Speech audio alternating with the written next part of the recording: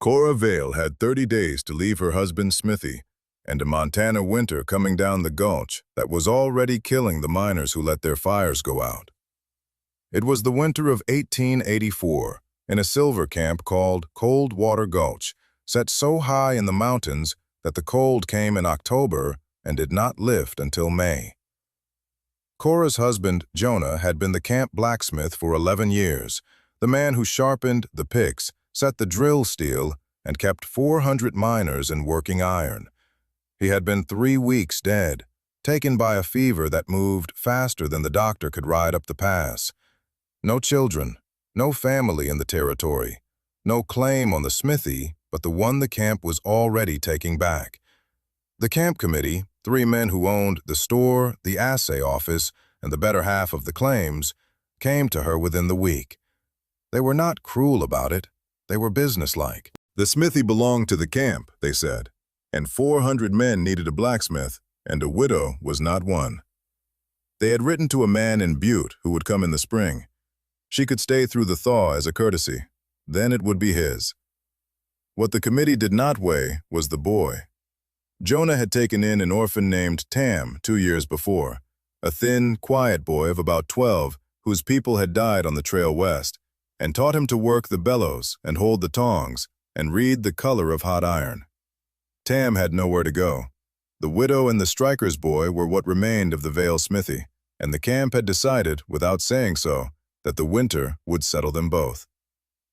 By the time the coldest January in 30 years had locked the Gulch under 30 degrees below zero, the same men who had measured Cora for the door would be crossing the ice in the dark to stand inside her smithy, not to take it, but to be let in. What none of them understood, shivering in their good frame cabins, was the one thing Jonah had known in his hands for 11 years and never had to say out loud. A forge is not a fire. A forge is a bank. Cora was not a blacksmith and never claimed to be, but she had spent 11 years at the edge of that fire, keeping the books, packing the charcoal, banking the coals at night, and waking them at dawn more mornings than she could count.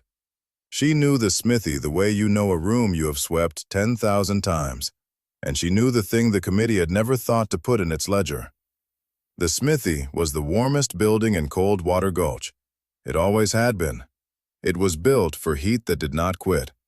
The hearth was laid up in fire brick 2 courses thick, backed by a chimney of dry stacked stone as wide as a doorway.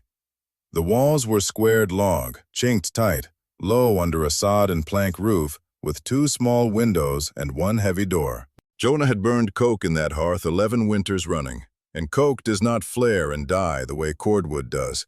It settles into a deep, slow orange bed that holds its heat for hours, and the brick and the stone drink that heat all day and give it back all night. On the coldest mornings of Cora's married life, the smithy at dawn, with the fire banked since supper, had still been warm enough to work in shirt sleeves. She did the arithmetic the committee had not. The camp had left her a smithy full of coke and charcoal, the winter's supply for a working forge, and a building made to hold fire the way nothing else in the Gulch could hold it. Her own cabin, up the slope, was a drafty box that ate wood by the armload and went cold an hour after the stove died. The choice made itself. She moved a rope bed and a curtain behind the tool wall for herself, and a second cot for Tam near the bellows. And on the first hard night of November, she banked the forge the way Jonah had taught her. Coke raked into a mound, a skin of ash over the top to slow the burn, the damper set just so, and she and the boy slept in the smithy for the first time. The night outside dropped to 11 below. Inside, with no fire lit at all, only the banked bed of coals and the warm brick, it held near 60 degrees until morning. She told no one. It was not her way to explain a thing she had not been asked about, and the committee had not asked. Let them write their letters to Butte. The forge would keep her and the boy through the winter, and by spring, she would think of what came next. Then, in the second week of January, the cold came down that the old men in the Gulch would still be talking about 30 years later.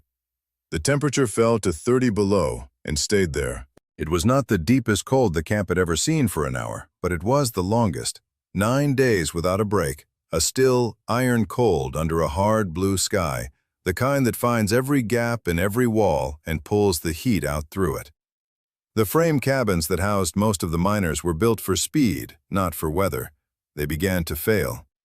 On the third day, a man named Ostrander lost the stove in the boarding house when the iron cracked from being run too hot. On the fourth, the Hendry brothers' sluice froze solid to the ground, and the younger Hendry took the cold in 3 toes hauling water.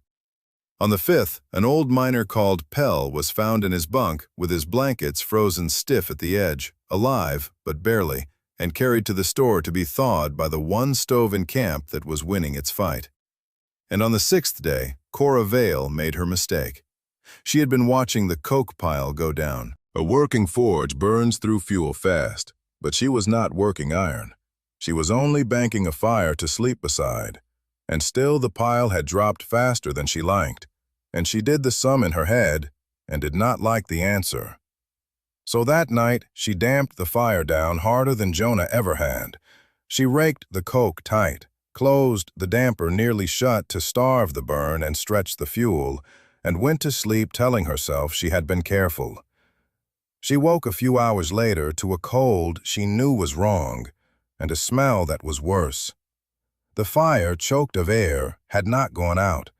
It had gone sullen and smoky, the banked coke smoldering low and sour, and the room had begun to fill with the bad air a starved fire makes. Her head was thick with it. The boy was slow to wink.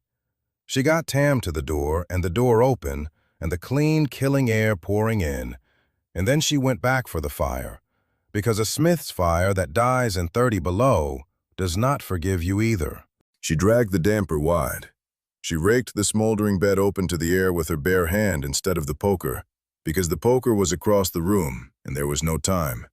And the coke took the air and woke, and the pain of it went up her arm like a struck bell. She had burned her hand badly, the palm and 2 fingers of her right hand, the hand she needed for everything. She wrapped it in lard and clean rag by the light of the fire she had nearly killed.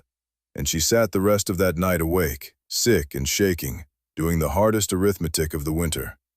She had been trying to save fuel, and it almost killed them both. The forge did not need to be starved. It needed to be understood. Jonah had never damped it that hard, and now she knew why. The fire had to breathe to bank right, and a fire that cannot breathe turns on you. She had the fuel. She had always had enough. What she had lacked was the nerve to trust the thing she was sitting on. That was the night she nearly quit. Sick, burned, the boy coughing, she thought about walking down to the store in the morning and telling the committee they could have the smithy now, that she was done, that a widow had no business keeping a forge. She got as far as the door twice. Both times she looked back at the warm brick and the boy asleep in real warmth while the whole gulch froze black around them, and she did not open it. In the morning, she rebuilt the fire the right way, breathing, banked, and honest, and she kept it that way, and she stopped being afraid of it. The camp found her on the 7th day. A miner named Delaney came to the smithy door in the worst of the cold, not for warmth, he was too proud for that, but because the head of his pick had cracked clean off in the frozen rock, and a man cannot dig without a pick. And the only forge in Coldwater Gulch was the dead blacksmith's, where the dead blacksmith's widow was supposed to be freezing. He came to see if there was fire enough to set the steel. There was. Cora could not swing a hammer with her burned hand, but she could bank a fire, and Tam could hold the tongs, and between the 2 of them and Delaney's own arm, they heated the steel and set the pickhead back on its haft. Delaney stood in that smithy while the work was done and felt what the room was. 60-odd degrees, easy and dry, on the 7th day of 30 below, and he did not say much. But a mended pick goes back to a claim, and a claim has other men on it, and men talk. By the 9th day, the last of the great cold, the Vale smithy had a fire going all day and a line of men who came to thaw a frozen tool or a frozen foot, and stayed for the warmth of a room that would not quit. Cora kept the fire honest and let them in. She fed old Pell soup off the forge and let the Hendry boy sleep by the hearth while his toes came back. She did not gloat. It was not in her, and it would not have helped. When the cold finally broke, the committee came again. The same 3 men on a different errand. They had heard, as everyone had, that the warmest room in the Gulch through the worst winter in 30 years had been the smithy they meant to give away, kept alive by the widow they meant to move along. The man from Butte was mentioned once, and not again. What the committee proposed instead was that Cora keep the smithy and the fire, that Tam be bound apprentice to the next smith the camp hired so the boy would have a trade, and that the smithy stand, that winter and after, as the place a man could come when his own fire failed. Cora agreed. She kept the smithy for the rest of her life.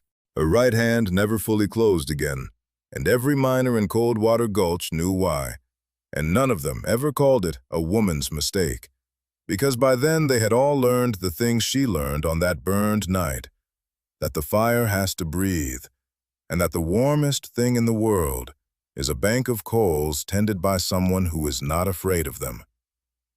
The forge, she used to say, does not keep the cold out. It keeps the heat in, for anyone with the sense to sit close and the nerve to keep it lit. If this story made you think of someone who kept the fire going when everyone expected them to let it die, leave their name in the comments. And if you want to hear more of these stories, the women the frontier underestimated and what they quietly knew, subscribe. We tell them one at a time, and we don't rush them.